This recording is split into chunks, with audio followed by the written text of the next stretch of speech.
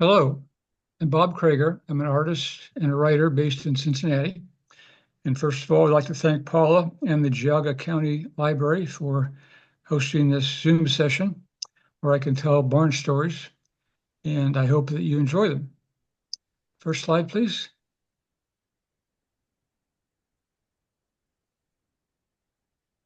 Next slide, please. I will tell how this started in just a moment, but first of all, I'll tell you what it evolved into, and that was the Historic Barns of Ohio. And that happened when the representative from the History Press or Arcadia contacted me about doing this book. It took me a few more years to gather all the counties, all 88 of our counties. And the next book came out a couple years later called Round Barns of America. And that entails a lot about what I'm going to talk about today. The third book, Stone Barns of America, should come out this summer. And what I found is not only the architecture of these wonderful things, but their stories too. So let me tell you how it started. Next slide.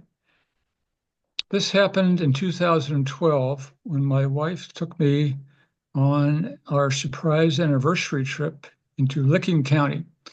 And as we turned down the road to the bed and breakfast, this little gray barn you see looked at me and I looked at it and I saw the roof was sagging and it was tilted about 10 degrees and the boards were weathered, some were missing. And this is hard to explain, but it was like a spiritual message came right down from that barn, like a thunderbolt, hitting me right between my eyes. You're going to paint this barn, you're going to write a story, and you're going to preserve Ohio history. And that's how it happened. Well, the next morning, Saturday morning, we went back to the farmhouse, circa 1830, knocked on the door, and this old gentleman came to the door. He hadn't shaved in a while, no shoes on. What do you want? I said, well, I got this inspiration from my barn last night that I'm supposed to do a painting of it and write its story and preserve Ohio history. And after that, he lightened up and was very, very helpful, told me about the Welsh people from the East Coast coming to this area, which they did in the early 1800s, and the grants for the Civil War soldiers all around his farm and the gun shop across the street. And that's how it started. Well, even though my father was a fine artist with a BFA from Notre Dame, I really didn't learn from him, unfortunately. And so I knew I had to go back to the basics. You don't just start painting, you have to draw first. You have to know perspective and proportion and values and color theory. So I did all that. I found a wonderful artist in Cincinnati who gave me many, many lessons. And finally, I was ready to go. So I headed out north of Cincinnati into Warren County on my own and found a wonderful story, Revolutionary War soldier. And another day I was looking at an old barn that I liked, knocked down the farmhouse door, nobody came. So I started taking some pictures, doing a sketch. And I noticed down the hill about 300 yards, there was a little pond and somebody was next to it. And that somebody got on an ATV and came up. And as he got a little closer, he had a long beard down to his waist and something across his waist. And he got a little closer, and that something across his waist was a rifle. So I thought this is going to be really interesting.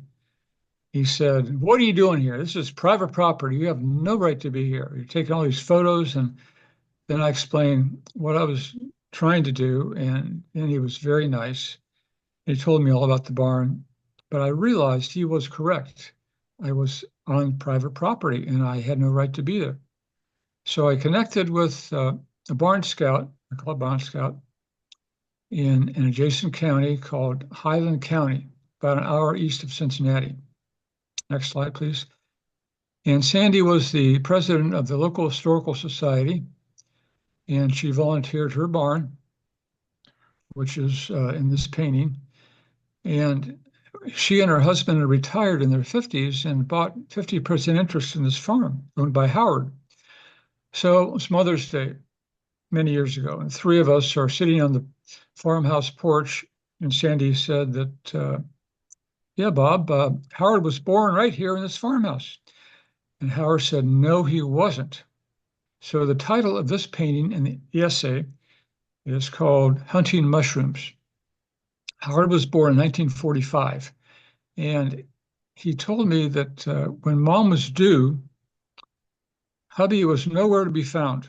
In fact, he was out in the woods, deep in the woods, hunting mushrooms.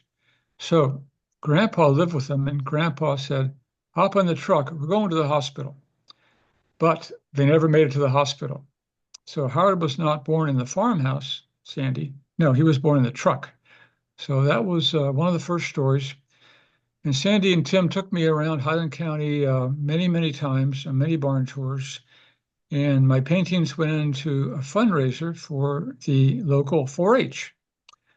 And in 2 years in a row, my paintings raised about a third of their annual dinner proceeds, which I was proud of. And then I did one for the Historical Society.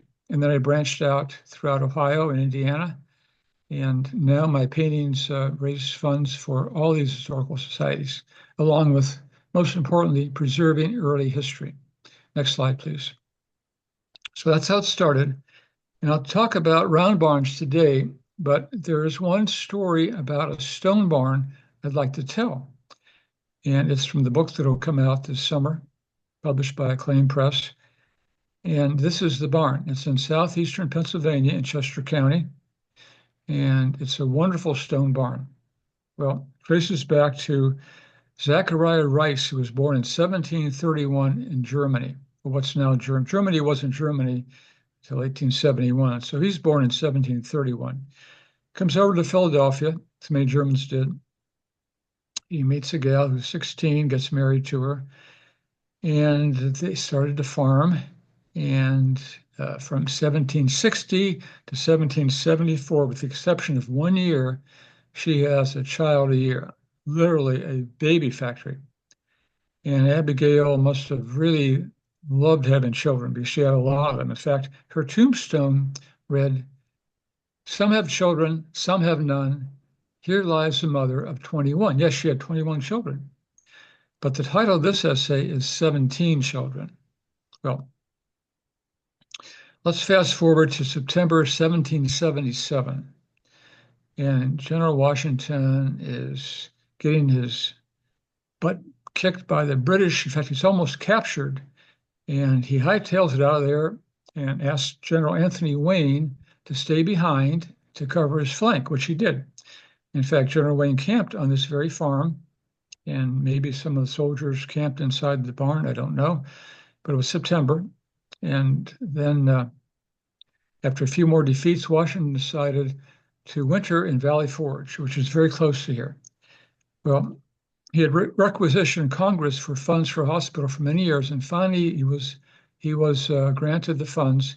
And so Zachariah and some other men built a hospital about a mile from this farm. And the troops were ragged. They were wounded. They were diseased, typhus and typhoid and pneumonia and dysentery. It was awful. In fact, it's a miracle we won the war. But Abigail, the mother, decided that she was going to help them. And even though many of her neighbors were Mennonites and pacifists, she believed in the cause. And so she walked a mile each way to the hospital, bringing food and bandages and helping the soldiers. Well, unfortunately, Abigail contracted typhoid fever, and there's no cure for that. But after the war, she kept having babies until she had 21. Her last one was 1785, and she died 4 years later, 1789. Unfortunately for Zachariah, that's not the end of the story, because like the other 200 owners in this area, he was foreclosed on because the Brit that sold the land absconded with the money, and you either had to pay the taxes and the mortgage or you're out of there. So poor Zachariah loads 17 children into Conestoga wagons and heads out 100 miles west, starts a farm, and he pays off his mortgage, believe me.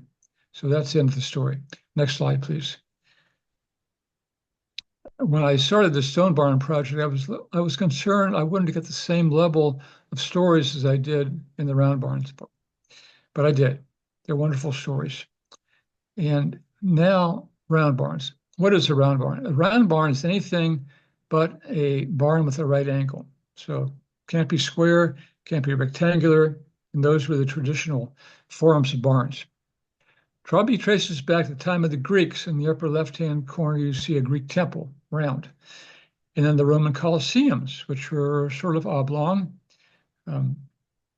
entertaining the masses with the gladiators and the lions and the Christians. And today we have similar entertainment in our football stadiums, which are not square. No. And well, one particular structure, the Temple of the Holy Sepulchre in Jerusalem, was on the bucket list of many of the Crusaders during the Crusades. And especially in the case of the English Crusaders, I think they took this round church idea back with them to England, because throughout England there are round churches. In fact, this one is in Scotland on the Isle of Islay, southwest Scotland, and it's a round church. Next slide, please. But for the most part, it didn't catch on. Well, the next person involved here is Thomas Jefferson. Thomas Jefferson was a Renaissance man. He loved to read. He was obsessed with the octagonal or the eight-sided shape, loved it. But even though he incorporated it in his architecture, in fact, he's known as the father of American architecture, didn't catch on. Next up, Orson Fowler, and that's his house on the right side of the screen. That's an octagonal house. Well, in New York, Fishkill, New York, and he was a phrenologist.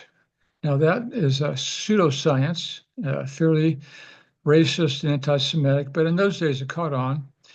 And he wrote and he lectured far and wide, as far west as Minnesota, where there are octagonal shapes.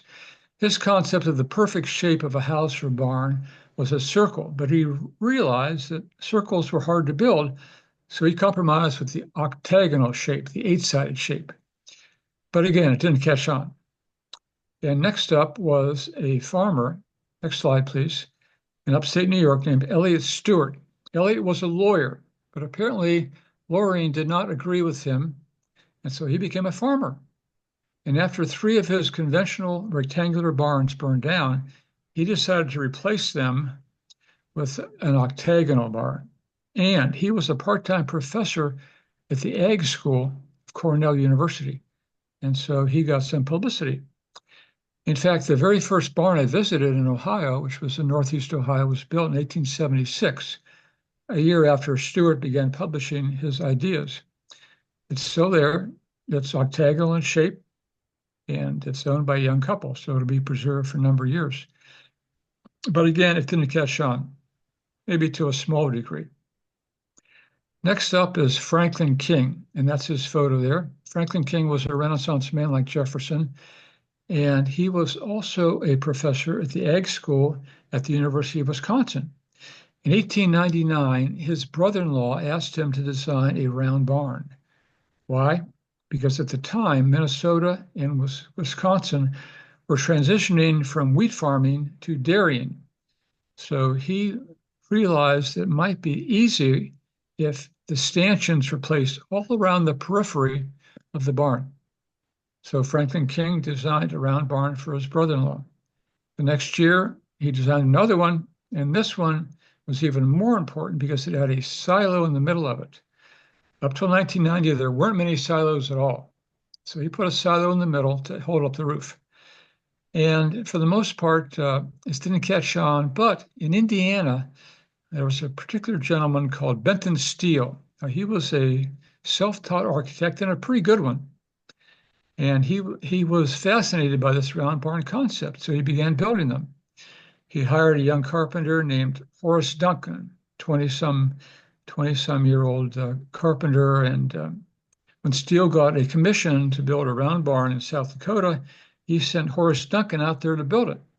He did a pretty good job. They began building these round barns together throughout Indiana and then eventually in other states. Well, one time they were building a round barn for a lawyer, and Duncan gets the idea to get a patent on the roof. So he asked the lawyer if he'll do that, and he included another barn builder, but he excluded his mentor, Benton Steele, for some reason. So that caused some friction, to say the least.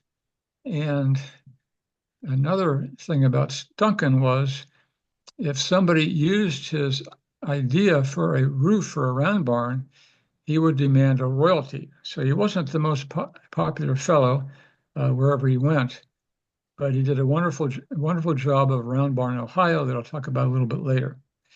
So next slide, please. Now, this is the first documented round barn. It's 16-sided, and it's a replica.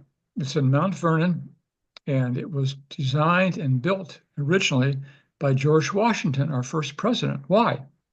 Well, at the time, he was what they call a gentleman farmer, and he thought it was the duty of gentleman farmers, those people whose British families had huge estates, to set an example for the average farmer.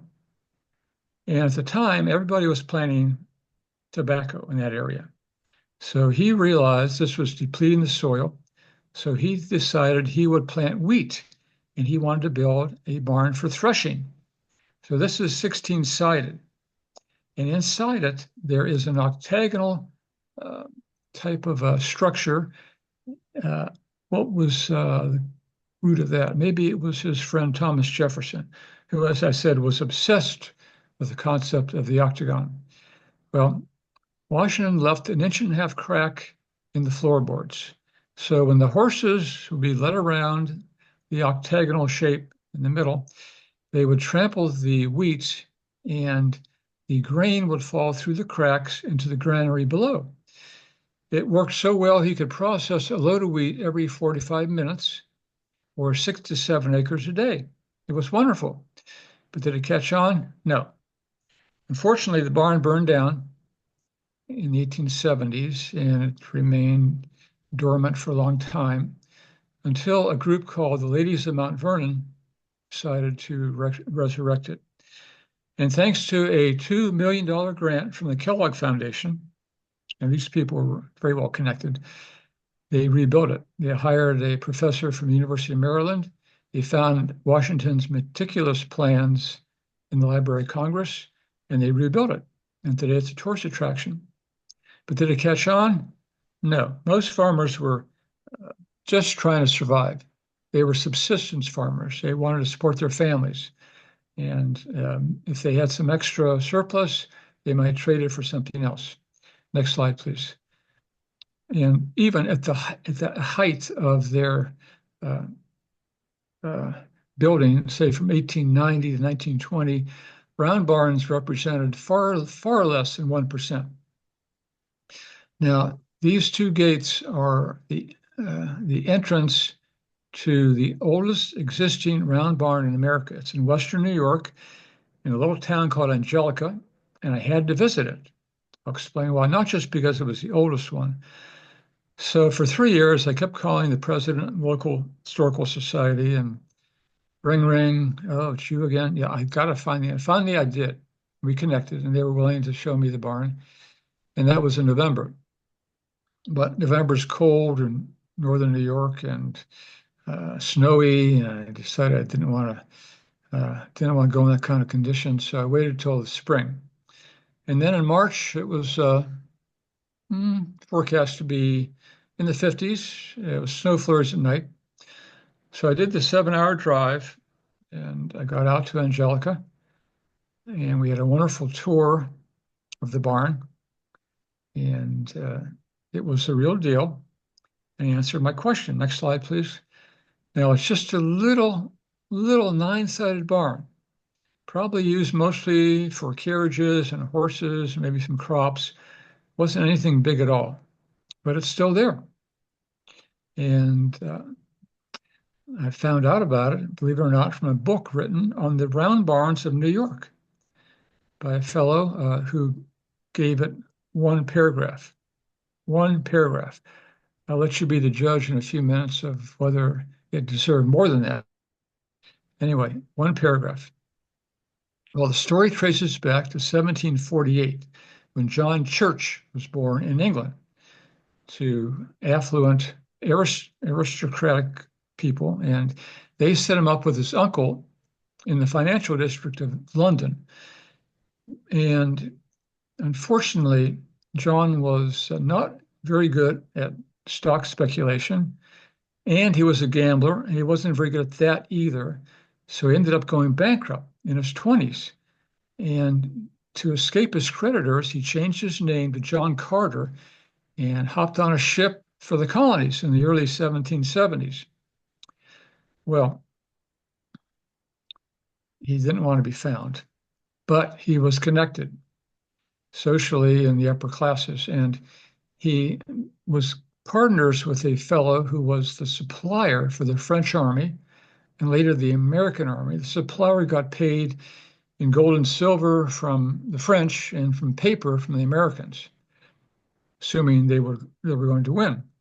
Well,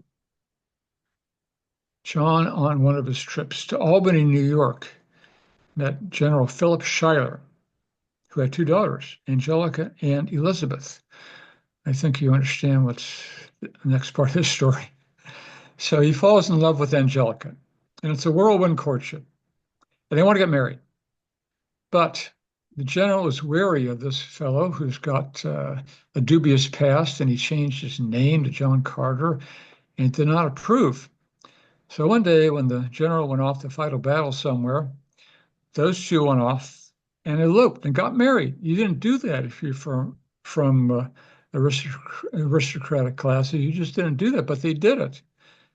And he continued to prosper during the war, set up some businesses, became financially in great shape, and paid off his debts and took his name back. And after the war, went over to Paris as an envoy, where Angelica met Thomas Jefferson, who was there as the ambassador, became good friends with Thomas Jefferson. In fact, when I visited the barn, the owners had 3 notebooks of letters between Thomas Jefferson and Angelica, and letters between Angelica and her brother-in-law, you guessed it, Alexander Hamilton. Well, uh, these letters were from the Library of Congress, Yale, Harvard. This is a wonderful chance for me to explore this story even more. Well, next slide, please. This is the inside of the barn, and it's the reason why I decided I had to visit. I had to see it. I'll let you look at the lumber and guess to see why I wanted to see it. I'll tell you the rest of the story. This barn was built circa 1805, very, very long time ago. Well, the next part of the story isn't so happy. It involves Robert Morris. Robert Morris was a founding father and a signer of the Declaration of Independence, and more importantly, was the financial genius behind the American Revolution. Somehow he had the knack of making people feel this paper money would be worth something someday. And after the war, Washington offered him the position of Secretary of the Treasury, but Morris turned him down. Instead, he gave it to Alexander Hamilton, as you know. Why did Morris turn it down? Because he wanted to be, as many did, a stock speculator. So Morris, along with a few partners, owned millions of acres throughout the South, especially, more than any other American has ever owned. And their idea was to sell these lots and these tracts of land to immigrants as they came in. Well, unfortunately for Morris, it didn't work out too well. He sold a tract of 100,000 acres in Western New York, where this barn is, and could not sell that. So John Church loaned him the money, and John Church foreclosed on it. Instead, Morris spent time in a debtor's prison. Hard to believe, isn't it? And his funeral didn't merit anybody. In fact, he's buried somewhere in Philadelphia. I've not had a chance to visit his gravesite. Maybe I will someday. Anyway, so Church forecloses, takes over 100,000 acres and decides to sell the lots. His son, who's named Philip Schuyler Church after his grandfather, was in charge. Mom designed the barn, and they built They built it from scratch. In fact, they used bricks that they fired right there on the property to build the gate that you saw initially, the barn, and the 30-some room mansion. Still standing, still in pretty good shape. So why did I want to visit this barn? Because if you look carefully at the lumber underneath the roof there, that is dimensional lumber. In other words, lumber from a lumber yard, which really weren't available until early 1900s. So why? So I told the manager I wanted to go up to see the roof. So if you look on the left-hand side there is a ladder that I gingerly walked up. Next slide, please, and took a photo of the actual roof of the round barn. And there it is. And those are the original planks because they're all different sizes. They were simply logs put through a sawmill. But you can see they're water stained. So I guessed that the last owner of the family to own the barn in 1890s went bankrupt. And he probably couldn't take care of the barn. The roof leaked and it rotted out the timbers that the next owner replaced with dimensional lumber. The owners agree that's probably what happened. I offered to do a fundraiser for them. They're very private people. It's a gated estate. Maybe someday. Next slide, please. Next up was a round barn, which is a stone barn too, in Western Massachusetts. And that was built by the Shakers in 1826. It burned down, it was rebuilt in the 1880s, still standing. It's been turned into a wonderful, wonderful tourist attraction. And I visited last summer with my roommate who lives out there. And I may do a fundraiser for them sometime, but it's still standing. Next slide, please. But even though it was stone and it was round, it just didn't catch on. Now, fast forward a little bit of this because this is an Ohio barn. It's what we call a donut, and it's in Canton, Ohio, and it's in grave danger. I hope it survives. It looks like a castle, and it was inspired by the castles in Normandy. When Henry Timken and his son visited there in the 1890s. They designed it, they went out of family hands. Anyway, it's not good shape. Next slide, please. Now, the paintings from the book, The Round Barns of America, went into fundraisers for about a dozen Ohio historical societies. And I donated all of them except this one. Why? Well, because it just appealed to me. Well, it's in West Virginia, Romney. Romney was settled in 1735 when it was part of the colony of Virginia. In fact, Lord Fairfax, the wealthy Brit who owned it, actually hired 16-year-old George Washington to survey some of the plots for these settlers. Kuykendall's Dutch name came in 1740. They were stonemasons. They built a wonderful stone house that is still in family hands, and a stone fort because that was the time of the French and Indian War. And then the farm left family hands. Well, about 1890, William Kuykendall bought it back.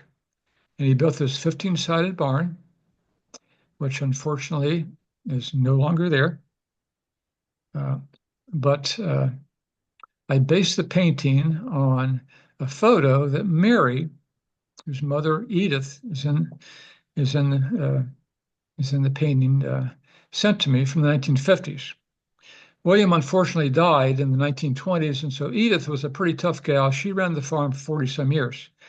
And Mary said that every day she'd come out dressed in her long skirt, her blue sweater, and her funny conical hat to see her Hampshire hogs. She loved her Hampshire hogs.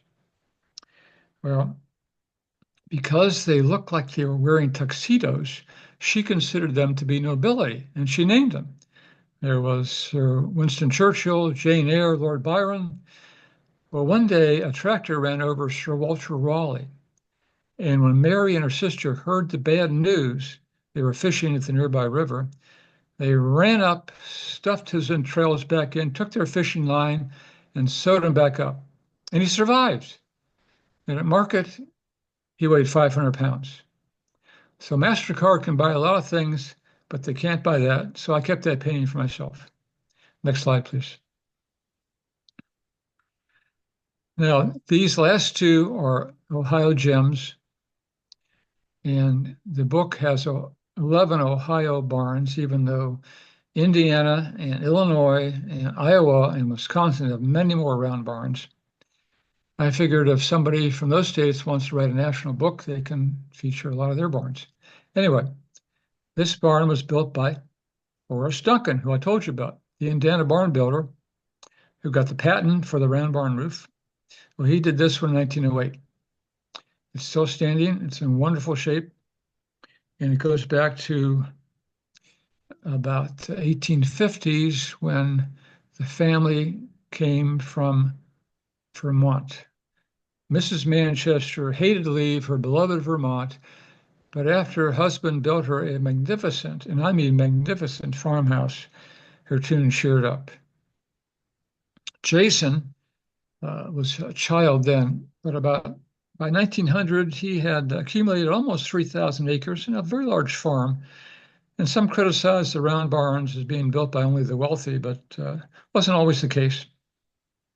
Anyway, he built this, he hired Horace Duncan, and I talked to Tim Manchester, the fifth generation, I think, a few years ago, and he told me his grandfather said that when Duncan came from Indiana, he brought a few builders with him. And he paid them, along with about a dozen locals. You see, he built it in one summer, huge. And he paid them on Saturday morning. And apparently he was a pretty good poker player because he hosted an all-night poker game. Probably supplied the beer too, and he won back most of which he paid out that morning. So Horace Duncan was quite a character. And this barn has been on more covers of more magazines than I can count. Wonderful shape. The people are very friendly. It's not on the main road, but they're very, very hospitable people. Next slide, please. Now, this is a barn a little further south in Champaign County. It traces back to 1815 and William Ward. The barn wasn't built then, but Ward was a Revolutionary War captain and a land speculator too, just like Robert Morris. So in those days, in late 1700s, if you wanted land, you simply took an axe and made your mark on a tree, and that defined your property. And Simon Kenton did that. But unfortunately, Simon Kenton was fairly illiterate, and when the land offices popped up after the war, you had to register your land. You could keep it, but you had to register it. Simon never did. But William Ward didn't turn his back on them. They became partners, and by 1820s, they owned 25,000 acres of land. Next part of the story is a young lad named Absalom Jennings, born a bit further south, and he comes up to Urbana. See, William Ward convinced the state to create Champaign County, and further, he convinced them to make Urbana right next to his farm, the county seat. So Jennings comes up and he's in the leather goods industry, 15 years old, but he's kind of an entrepreneur. So he goes to Marysville, sets his own shop up, making leather goods.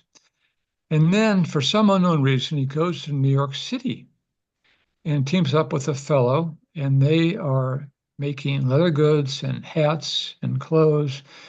And he makes a bloody fortune, so much so he becomes in horse racing.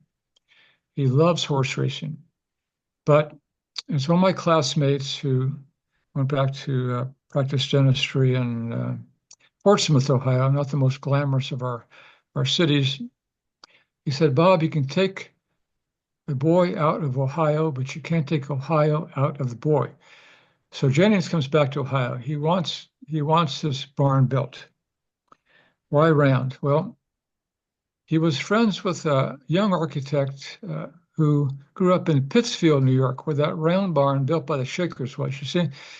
So I'm sure the conversation was something like, Jennings, I can build this round barn for you, and I can build a spiral staircase. You can walk up the center of it to this huge observatory, and watch your racehorses going round and round and round, which is what he did. It's still there. It's on the National Register of Historic Places. It's owned by a very nice gentleman, and they are planning to restore it completely. It's not quite there yet, but it's made I'm of sorry. bricks, Oh, I'm sorry. kind of We have red about orange a bricks. minute. We just have about a minute left. Right, right. So anyway, I usually tell a few more stories, but we're out of time today. I hope you've enjoyed listening as much as I have enjoyed telling them. And again, if you have LOBS, I'd be very careful when you drive down those country roads. Have a nice day. Thank you so much, Bob. That was wonderful. Well, thank you for the slides. I usually don't talk with slides, Oh, that was wonderful. Thank but I you. think it makes it so much easier for people. And Mhm. yeah, as much as I love doing this, the one part I don't like is driving. And now with some of these